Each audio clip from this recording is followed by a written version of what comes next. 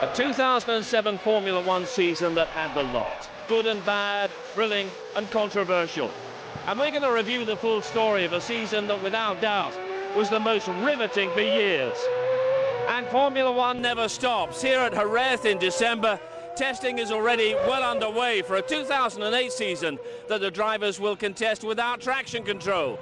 So the future is exciting and the future is challenging. But Martin Brundle, the dust has barely settled on a quite astonishing 2007. How do you rate the past year? I thoroughly enjoyed every minute of it. We had four great drivers challenging for the World Championship most of the year. Lewis Hamilton, Fernando Alonso, Kimi Raikkonen and Felipe Massa. They all had brilliant victories too. Massa dropped out of the title fight with 2 races to go. But right up until the final lap of the final Grand Prix, 3 of them could still take the championship. We also had the emergence of Nico Rosberg, Robert Kubica, despite his amazing accident in Montreal, and the likes of Heikki Kovalainen. Paddock politics threatened to derail the whole season, but the story of the year, although he didn't quite get the job done at the final hurdle, of course, was the emergence of the amazing Lewis Hamilton in his first season. But it was Kimi Raikkonen who took the title by a single point in that final round decider. And the manner in which he took the title was remarkable enough. But the season, of course, will forever be remembered for Lewis Hamilton's entry onto the Formula One. To be ready and to get on the grid and to get into that first corner first. But we had obviously I didn't get the best start. But I remember Ron was just telling me, you're going to finish in the top 10, don't worry about it, you're going to have a good race. I think he was more followed.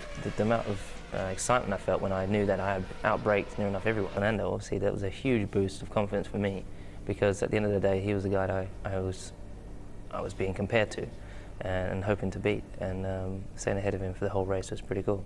But this was your first corner in Formula One. How much had you anticipated what the experience would be like? And was there at all any kind of self-doubt that you had what it took? If I'm honest, I never doubt myself. And I think because racing has always been my strong point, so I was fairly confident that I was going to be able to do a good job. But obviously, I never thought I'm going to be overtaking 3 or 4 people into the first corner. So really it is just last minute sort of thing. But when those things are thrown at me, I'm able to juggle it and do something with it. And I guess that's what makes me different to the others maybe. Malaysia, Fernando won, and you in similarly aggressive mood, taking second place, a sort of supporting role. So does that mean that was just about the high point of the relationship between you and Fernando in Malaysia? You're probably right, that probably was Australia and there. And I think obviously he was extremely excited because he got his first win with the team. The team were very excited because we got a 1-2. And for me, I'd started 4th. Ferraris usually get a better start than us and they're on the clean side as they did for many of the races. And I don't know how, but I'd managed to sort of outbrake them both and get past both of them into the first and second corner. So that was obviously a dream experience for me. Monaco, you weren't happy, and you were outspoken at the time. Do you look back on that with any regret, or was that sort of a watershed as well? No, I don't particularly live with regret. But at the end of the day, I want to win. I'm not born to come second. I can take losing, but when we're given absolute equal opportunities to do that, i.e. I'm allowed to race for the win, then I'm happy to finish second. But I didn't feel that was the case, and so I had to try it and express myself. I couldn't just sit back and allow that to happen for the whole year. And obviously, I didn't realise how much the media would use that against the team. And but at the end of the day, it worked to my benefit, because at the end of the day, things did change, and then I was given a different sort of opportunity, and we won the next 2 races. So. But that victory in Canada was followed immediately by your second success in Indianapolis. What's your best memory of that, of those back-to-back races? Getting my first pole position was really, I can still feel the excitement that was inside of me. Coming across the line, I know it's the last minute, Fernando's got pole at the moment, can I get it? And you come across the line and the team tell you on the radio, and you really do want to do cartwheels, you want to jump out the seat, do some donuts, or do whatever you can to, you're stuck in this car all strapped in, you can't move. But I really did end that lap with basically no voice left. Lewis Lewis Hamilton wins! Surely the first of many for Lewis Hamilton. Getting race win was the icing on the cake. Then I didn't go out partying that night. I'm sure some of the other drivers did, or with their girlfriends or whatever they're doing. And I had a reasonably early night, enjoyed my evening with my team, and then the next day I was up thinking about the next race. I had a great race, I had a good battle with Fernando, which was something I'd always wanted to be doing, having a one-to-one with him, and came out in front. And how would you describe the emotions as well when you took pole position at Silverstone? Silverstone was unreal, and I turned up there, and the amount of people that were wearing Vodafone McLaren Mercedes hats and t-shirts and Hamilton flags. I didn't even know they were Hamilton flags, so the whole grandstand, the whole way around the circuit, I could see everyone was really. It must have been a good 60% of them there for me, which was just phenomenal. And really didn't have the car for pole, but we managed to pull it out. And then went into the race, and we knew that it was going to be tough. And I needed to have a certain gap at the start of the race to really pull off a win. And so it was inevitable that the Ferrari was going to keep up with us and overtake us, but we really had to try and do the best job we could. Fernando had a slightly better setup than me. I really struggled through the race, but that's one of the learning experiences, and I still had a great amount of support from the fans.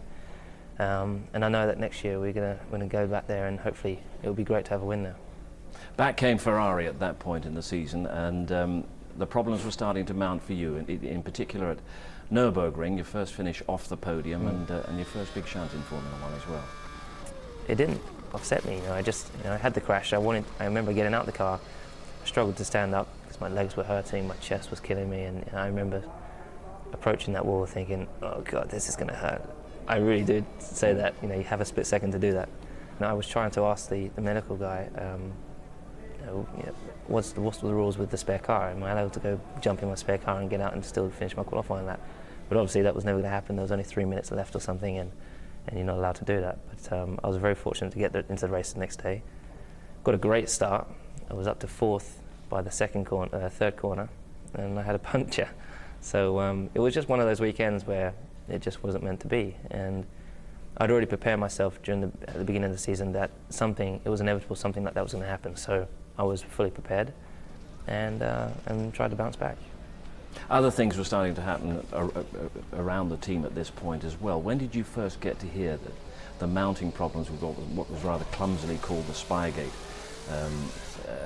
controversy? When did you first learn how serious this might be? I think the first time I really noticed how serious it was, I think, must have been Monza. When obviously we went there, we wanted to beat the Ferraris on their home turf, but then the media were going crazy about this, the Italians, and then I really realised, wow, this is really, really serious. I went to Paris to support the team.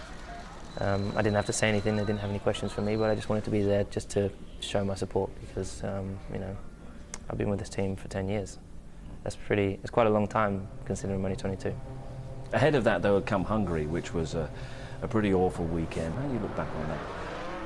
It was a tough weekend, and for me it was another stage in the season where you're always trying to get ahead of Fernando, not to unsettle him, but to push it to another level. And that weekend I'd got my car set up right, and I was undoubtedly a good 3 to 4 tenths quicker than him, even on more fuel. So I was very comfortable also to get the qualifying lap, and when it didn't happen, it was a bit of a misunderstanding. I believed it was perhaps Ron just teaching me a lesson, and it wasn't. It was something completely different. And I think just altogether it was a big misunderstanding, which perhaps but you have to go through these sort of experiences to learn. And I know I will never ever put myself in that position with the team again. And obviously feel with all the stuff we've gone through this year, there's nothing we can't do, and there's nothing that can really stop us.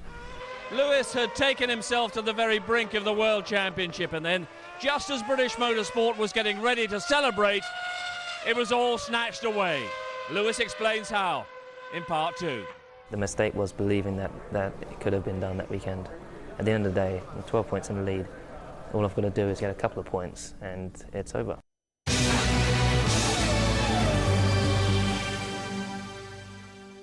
the 3-race climax to the season then, and it was nip and tuck for the championship. You were still ahead of things.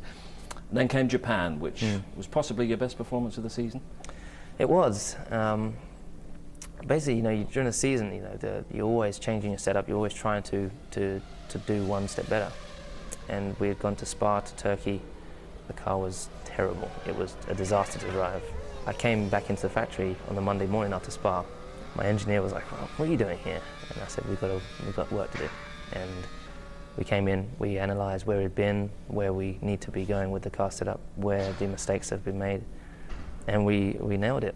And we went off to Fuji, and with the great feeling of confidence, and the car was great. So I had no doubt that we could win. Then it rained, and it was extreme conditions, but the track was quite grippy considering it was wet. And it was all about just not making any mistakes. And then Fernando obviously made a mistake, which made the victory even better for me, even more advantageous. But it was a fantastic weekend. You got so many things right in Japan, which was what I suppose made the experience a week later in China so agonizing. Yeah, yes, China was a tough weekend, and I guess for me the mistake was believing that it could have been done that weekend. It just wasn't as simple as that. You know, we were quickest, got a great qualifying lap, another pole position.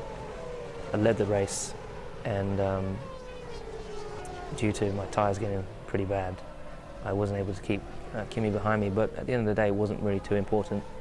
But for me, I'm a racing driver, I don't want to lose. No matter what happens, I want to win. And you know, we stayed out for as long as possible. I was on the radio saying, I've got to come in, these tyres are completely finished, I'm going to come off if I don't come in soon. And coming from the dry track to the wet pit lane, I hadn't taken that into account, that the pit lane would still be wet. And you know, I came in and almost stopping when I was in that car in the gravel. And I was just hoping that the guys would be able to push me out, but there was no way. You know, they're pushing my wheels, and it wasn't going to happen. And even though I could have probably sat there for another couple of minutes, I knew I'd be a lap too down. Taught me, and you know, I sucked it in and came back to the next race. Yes, there were mistakes made there on the pit wall for sure, but you take a fair bit of responsibility from the cockpit too. Absolutely, but it's a team thing. So Brazil, the attitude, you still had the championship lead, but you were still out there as a racer as well, weren't you? I was, yes. Again, you know, that's me. You know, I take all things into account, but at the end of the day, I want to win. But I'm not going to take silly risks. And again, that weekend, good car, just missed pole. I had the car underneath me, so I was still quite relaxed. And I remember Ron coming on the radio saying, "Just relax, just relax." And I'm thinking, don't worry, I am relaxed. And you know, I kept pushing and pushing, but then all of a sudden the car just stopped, shifting down. I think I was in 5th gear, and the thing just went into neutral. And all I could see is people flying past me, just trying to avoid being hit, so just in case something does, you know, reinitiate and get going again. And it did. You know, I think I got hydraulics back, and I was able to use it and get back going. There was never a point in that race that I thought, my championship's over, I can't win. And for me, that's the most important thing, because you know, anything can happen, but at the end of the day, I was last by a good 30 seconds. Most people would give up, but I didn't, and I pushed right up until the checkered flag and a few hundred meters after that. But that mechanical problem, you say no known reason, and when you talk to people who have been drawn into the sport by your performances this season, that's what rather baffles them, and they see so many sort of conspiracy theories coming up during the second half of the season, and then something as random as that happens at such a key moment of the championship season. What would you say to that? I haven't really seen what's been said. I know there's for sure lots of different conspiracy theories, and for me, you know, I have to believe that we just made a mistake, and it was a mistake from us. You know, we overheated the engine, we used the wrong cooling system, and the only problem is that it didn't happen to Fernando or anyone else in the race. So you know, but this is racing, and Kimi did a fantastic job. So you know, hat goes off to him.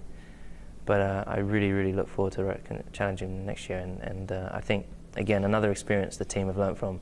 We need to be absolutely on point all the way up into that last race, and you know, something as small as the engine overheating can really ruin a lot of things. And if you find yourself in the same championship position with 3 races to go next year, as I certainly hope you will you be thinking a little bit more tactically, a little less as a racer? I'm going to have to probably take a slightly different approach, but still attacking, because that's me. But I'm not going to take as many risks perhaps as I did this year. It's been an astonishing first season, hasn't it? It has, and my world has just turned upside down. But I'm still really enjoying it, and I'm just itching to get back out in the car. It's going to be a fabulous season, but yes, it will. Congratulations on everything you've achieved. Thank you very much.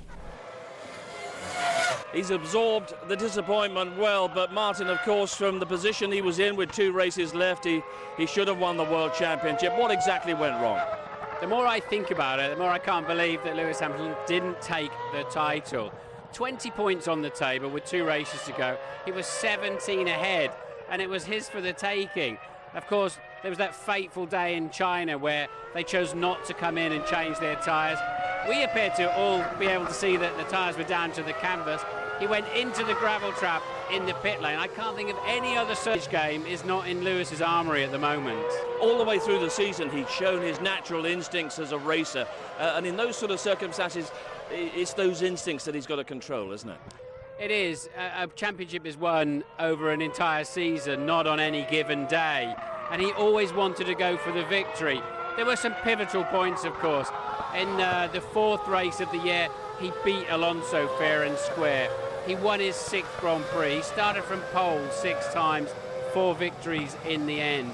And crucially also, in Monaco, he established himself within the team as a serious contender rather than just a grateful protege. I suppose one of the exciting things about Lewis is that we still talk of him in terms of room for improvement, and car setup is one of those areas, isn't it? It is. He's only 22. Raikkonen a full 6 years older with much more experience. So Lewis says, I'm going to take strength from this defeat. Whatever they say, he's going to take pain for the rest of his life for losing that championship that was well within his grasp. But I do think he'll come back stronger, faster, more experienced, and able to set his car up better too. Well, we've seen how the title slipped out of Lewis's grasp on this occasion, but how exactly was it won from so far back? How did Kimi Raikkonen become world champion? Louise Goodman reports.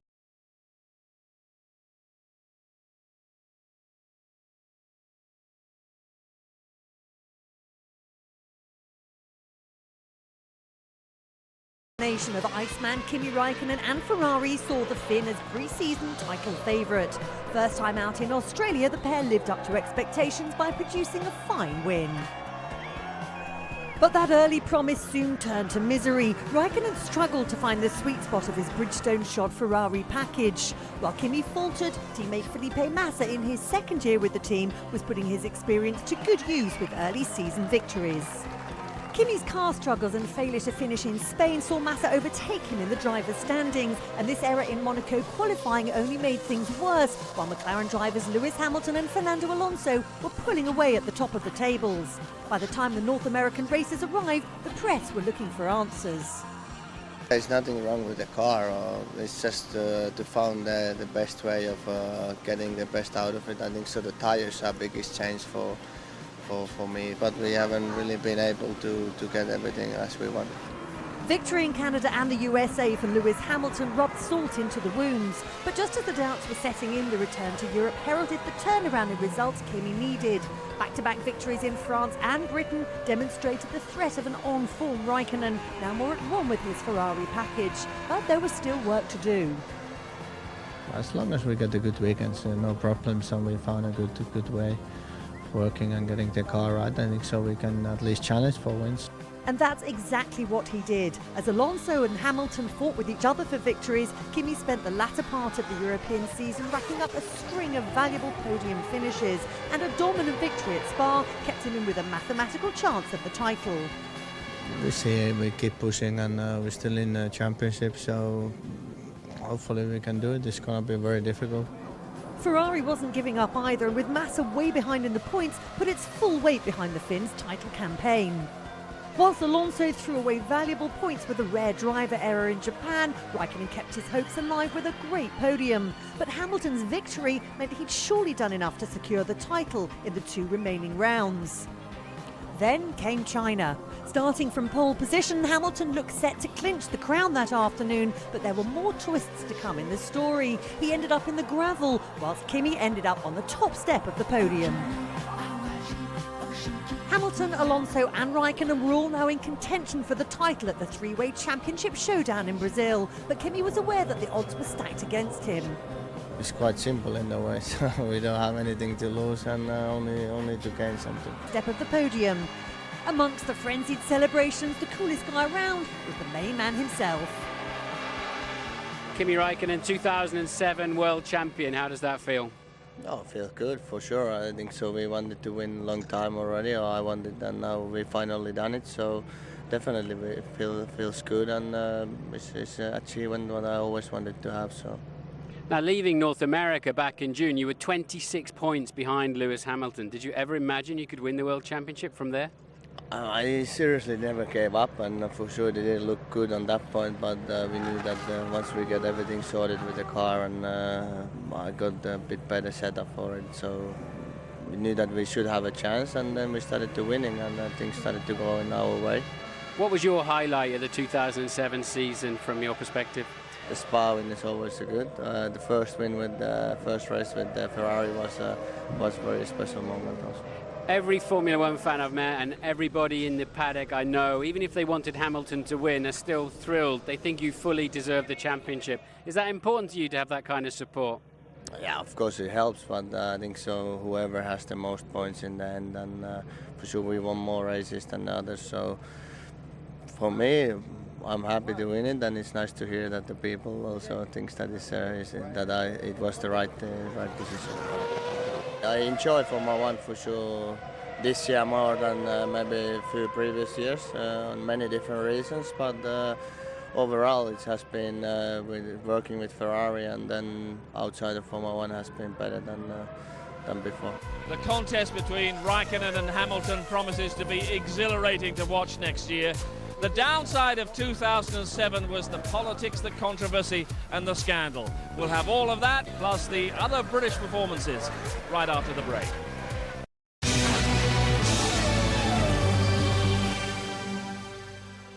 It's the supposed close season in Formula One, but this end-of-year test session at Jerez gives you an idea of how much hard work is going on in front of what promises to be a fabulous 2008 contest. On the track in 2007, the competitive edge was never stronger, but off the track, the politics and the recriminations were never more poisonous. And as Ted Kravitz reports, it was the year of Spygate and the year when McLaren seemed to be permanently under siege.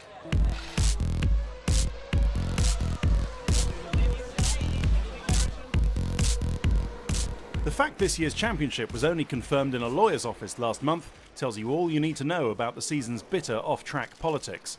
It started with the so-called spy scandal, although rather than spying, this year's events were more about leaks, loose tongues and even theft. Having a good look at other people's cars has been going on for years.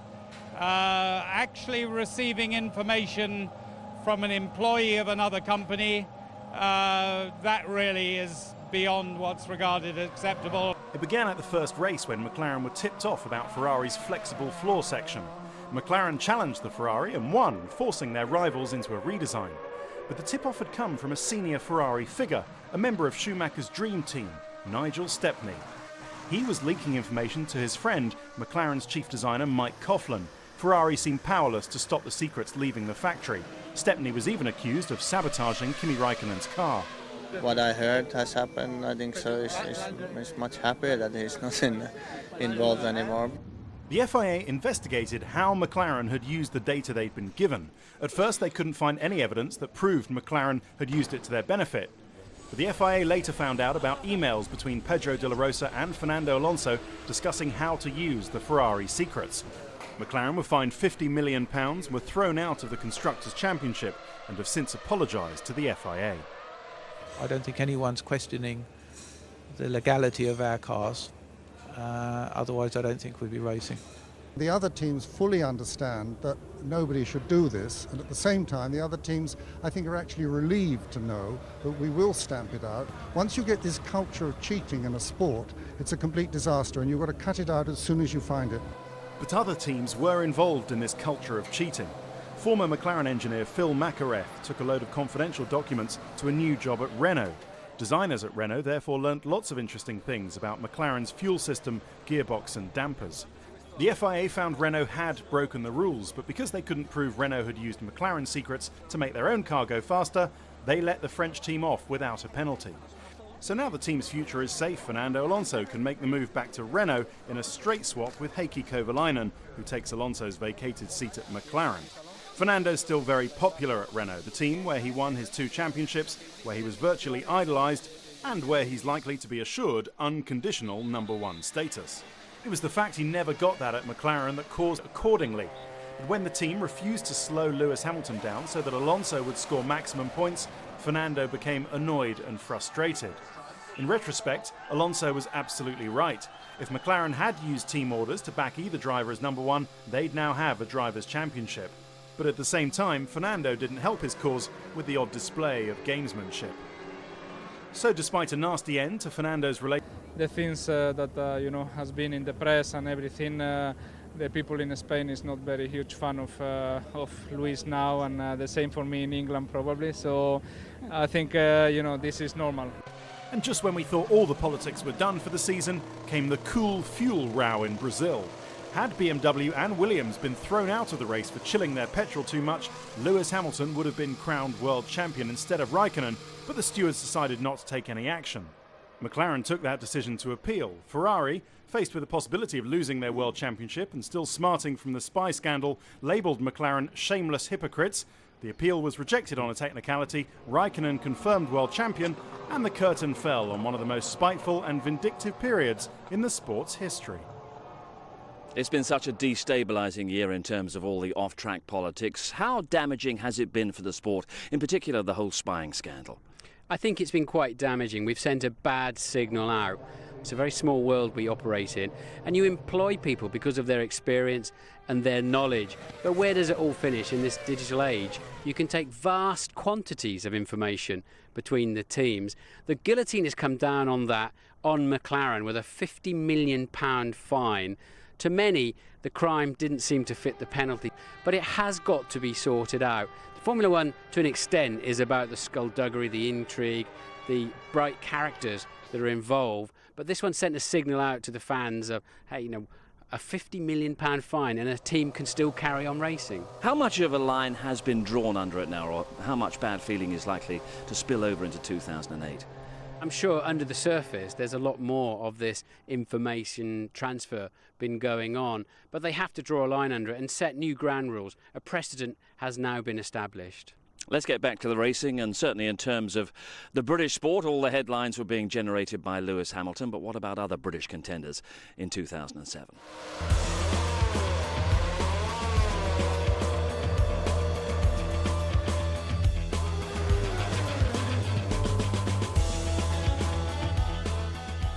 This was a season that didn't really ignite for David Coulthard. He suffered just as much as teammate Webber from Red Bull's poor reliability, and more often than not struggled to match the Australian in qualifying. Coulthard raced as well as ever though, and ended up finishing 10th in the Drivers' Championship, scoring 14 points, with the best placing of 4th in the rain at Fuji. The real positives we can take from the year are that we're in front of 2 major manufacturers in Honda and Toyota. And given that Red Bull obviously don't manufacture road cars, we can take a great deal of pride from that. But the ultimate goal, of course, is on podiums and victories. This was Anthony Davidson's first season as a full-time F1 race driver, and after 6 years as a test driver, he took a little time to sharpen up. But once he got going, Anthony showed he had the speed. He was headed for a handful of points in Canada before an encounter with a groundhog broke his front wing. While Takuma Sato scored all of Super Aguri's points, Davidson was generally quicker in qualifying. Favourite of the season was in Istanbul. Well, I'd like to think of Turkey qualifying has been probably my strongest showing of natural speed of what I had from the year. I think people have seen that a lot of times in general testing and on the Fridays of last year in 2004. But I've really been able to put that into showing this year. And that's been really good to prove to people that might have been doubters before of my speed. When Jenson Button's car broke down at the last race of the year, it must have come more as a relief than a disappointment. This year's Honda was a dog of a car. But Jenson Button actually gained plaudits for racing as well as ever, treating the battle for 12th, 13th and 14th places just as seriously as the battle for podiums. And like Davidson, Istanbul was a highlight of his season. Turkey was a great race for me, and I loved the circuit as well. But we started right at the back, me and Rubens, because we had a problem with the engine. So coming through the field, I finished 13th. I mean, it's nothing to get too excited about, but I overtook about 10, 11 cars throughout the race. And it was so much fun, you know, it was a really, really good fun race. And I hadn't experienced that for many races, because we've had such a difficult car to drive. But in that race, the car felt a little bit better, and we had a fun race. Shanghai was good in wet, dry conditions. Found myself in 5th position at the end of the race. So again, a great race, and I think you need them when the season's been so tough, to have 2 or 3 races that are good and you really enjoy them and you feel you got the best out of the car and the team. It brings you up a little bit more. I think if I was with a team that would find no direction and didn't have the resources, I would have had a big problem with the situation this year. But because I know that we can find a way out of this, you've got to work at it, you've got to keep pushing. Plus, there are 600 people at the factory, not quite, but close to. And you know, if my head drops, what is it going to do for their confidence? So, you know, I've got to stay strong, and you know, the driver needs to give 100% at all times. With the 07 Honda happily consigned to a future as a show car, Jenson Button can look forward to next season, now that Ross Brawn has joined Honda as team principal. The morale in the team is so high now. When he walked in to the factory the first day, the cheers were unbelievable. I never had anything like it. You know, even when we won a race, it wasn't like that. So he's gonna have a big impact on the team, and already, you know, I think he's very happy within his position. It's going to take a little bit of time for things to change, and one man isn't going to change a whole team overnight, but it just adds something to the team that we've been missing for a long time. For Anthony Davison, for Coulthard, for Button, a bit more of a battling season. Davison did a good job. He outperformed Sato towards the end of the season, made a few mistakes. His qualifying lap at the Turkish Grand Prix was one of the best qualifying laps of the year. Let's hope he keeps the drive for 2008. And David and Jenson? David Coulthard, I think he had a strong season. Top Red Bull point scorer again of their 4 cars, so keeps his drive for another year. Struggled a bit in qualifying, had a lot of technical issues with the car, as did Mark Webber. But in race trim, David very much got the job done, and I think the Newey car wasn't quite ready for winning in regular podiums. Again, another driver looking forward to 2008, I'm sure. Jenson, for me, his stock was higher at the end of the year, despite a disastrous season. He had a car that was allergic to corners, kept his chin up, and just kept pushing, and I respect him for that. In the final part, we'll look at other performers this season, including the outgoing world champion Fernando Alonso, and there's also our last ITV F1 competition of 2007.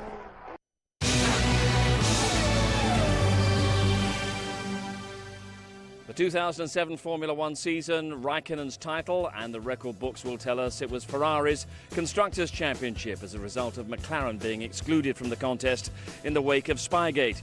BMW second, the defending champions Renault rather off the pace, a much improved year for Williams. We'll take a look at who else enhanced their reputations in 2007 and who else struggled. BMW Sauber consistently impressed this year as Nick Heidfeld and Robert Kubica quietly got the job done. Heidfeld's second place in Canada was the season's top result, whilst Robert Kubica made the headlines for very different reasons. Oh, that's a big accident. It was the biggest accident of the year, but despite that slight mishap, the team scored points at every single Grand Prix, finishing a best ever second in the revised Constructors' Championship. If I'm disappointed, then it would be because I expected with a car as quick as we had it to score more podiums, but unfortunately the 2 top teams, especially McLaren, were very reliable. Renault started the season as world champions, but it soon became clear that their new car was failing to get the best out of its Bridgestone tyres. Seasoned campaigner Giancarlo Fisichella had to dig deep, and it was a tough baptism for newcomer Heikki Kovalainen. But he shrugged off early criticism and by mid-season was outclassing his more experienced teammate. The impressive youngster went on to record the team's sole podium finish of the season in Japan.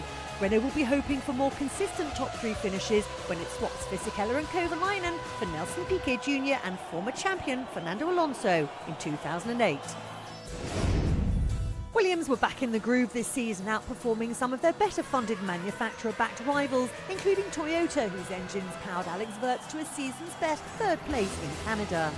Wurz announced that he was bowing out of Formula One after the Chinese Grand Prix. Replacement Kazuki Nakajima struggled with his debut pit stop in Brazil, but earned a full-time drive next season, whilst Nico Rosberg attracted admiring glances from rival teams, prompting Williams to extend his contract through to 2009.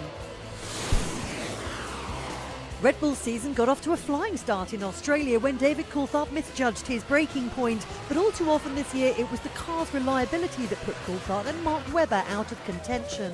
The highlight was the Australians' third place at the European Grand Prix.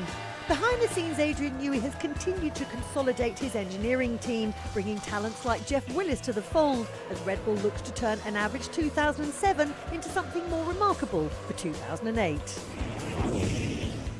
Toyota continued its wholly unmemorable Formula One story with another less than satisfactory season. Sixth place was the best result that Jarno Trulli could muster, and after an inconsistent and disappointing year, Ralf Schumacher announced his departure from Toyota and possibly from Formula One. Ferrari-powered Toro Rosso didn't have much to shout about for most of the year. After a clash of personalities, Scott Speed fell out for good with his Toro Rosso bosses and was replaced by talented BMW tester Sebastian Vettel. The Chinese race was the bright spot in the season. Fourth for Vettel and sixth for Liuzzi brought the team more points in one race than it's ever scored in an entire season. Honda's year was so dismal that it even wiped the smile off perennially cheerful team boss Nick Fry's face. There was nothing funny about the handling of the RA107. Rubens Barrichello failed to score a single point for the first time in his 15-year Formula One career. We had a problem with the car all through the year. You know, every update we put on the car, it was even worse than the one previous. The Honda-powered Super Aguri team gave their more illustrious cousins a serious run for their money, and Takuma Sato memorably gave Fernando Alonso a huge surprise when he pulled off one of the overtaking manoeuvres of the year on the Spaniard at the Canadian Grand Prix. It was another sterling performance from this underfunded and understaffed outfit. The tail-end Charlies started the year as Spiker, with accident-prone Christian Albers partnering Adrian Sutil, whose talents extend beyond the racetrack in the Ferrari-engined orange cars. Albers was replaced mid-season, first by Marcus Winkelhock and then by Sakin Yamamoto. Rebranded Force India Formula One after its purchase by Indian entrepreneur Vijay Mallya, the team hopes his enthusiasm and considerable finances will finally move them off the back of the grid in 2008. And then, of course, there was Fernando Alonso. At the end of 2006, Martin, he was a double world champion, set for legendary status. What have we learned about him in 2007? Well, we've learned and confirmed that he's a bad loser, but that's a quality in this business. Maybe he went to McLaren with some assumptions, some promises. He expected to be number one. I think only Lewis and his dad expected Lewis to really challenge the double world champion. But what disappointed us all, and we were massive fans of Alonso, and we so respect what he's achieved in Formula One already, is that when Lewis did very much go faster than him and pushed him all the way through the season, his reaction was to try to slow Lewis down, not to find another gear and raise his own game. And of course, you know, never bite the hand that feeds you. He brought all sorts of problems onto the McLaren team. How much are you looking forward to 2008 now? I really am, especially with the traction control gone. Just watching the cars here going into the corners, they're moving around, the drivers are making mistakes, sliding and wheel spinning on the exit. Of course, the cars are still supremely fast. We are going to see more challenging races next year, especially with rainy conditions, or when the tyres wear out quite a bit too. We're going to see the drivers struggling. Martin, thanks very much indeed. That's the 2007 story, and our last action comes in the form of the ITV F1 competition. We're giving you the chance to win tickets to the 2008 Santander Formula One British Grand Prix on the 4th, 5th and 6th of July. You and a friend will have grandstand seats in the pit straight complex, where you'll be able to see all the action on the grid, as well as the pit lane and the team garages. You'll also win a Silverstone Ferrari 360 experience, where you'll get to drive around Silverstone Southern Circuit, which includes Beckett's, Stowe and the Hangar Straight, behind the wheel of a Ferrari 360 F1 Modena. You'll have full briefing, warm-up laps in a Lotus Exige, and then the drive of a lifetime in the powerful and exciting Ferrari 360. So to be in with a chance of winning this great prize, courtesy of Silverstone, you must answer this question correctly. Which team does Lewis Hamilton drive for? A. McLaren, B. Williams, or C. Toyota? The number to dial 0901 293 2020, or text F1 plus your answer of A, B or C to 63337. Calls cost £1 per entry from a BT landline. Calls from other networks and mobiles may be higher. Text will cost £1 plus the standard network rate. You must be 21 or over to enter and have held a full driving licence for over 3 years. You can also enter for free at itv.com. Lines close 6 p.m. Monday the 14th of January, and entries made after this closing time won't be counted but may still be charged. The British Grand Prix, the weekend of the 6th of July. The 2008 schedule has its familiar starting point of Melbourne in March and its less familiar locations of Valencia for the new street race and Singapore for the first ever Formula One night race. An exciting expanded schedule to go with a championship which promises the fiercest of competition. Make sure you're with us for the season start in Melbourne in March and the preview programme ahead of it. Raikkonen's title in 2007. Can it be Lewis in 2008?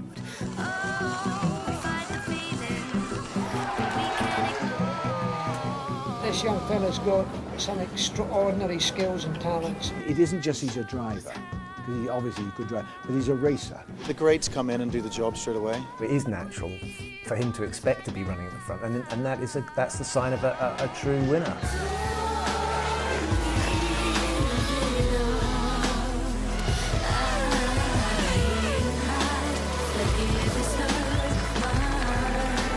It's been a fantastic year.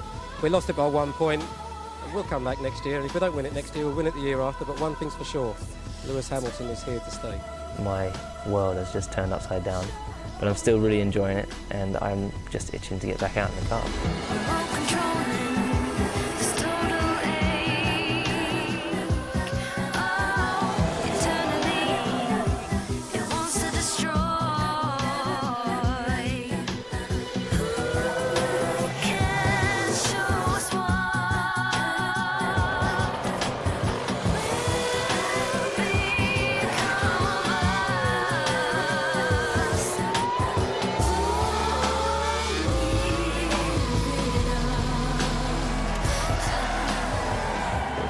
Feels good, and it's an achievement what I always wanted to have.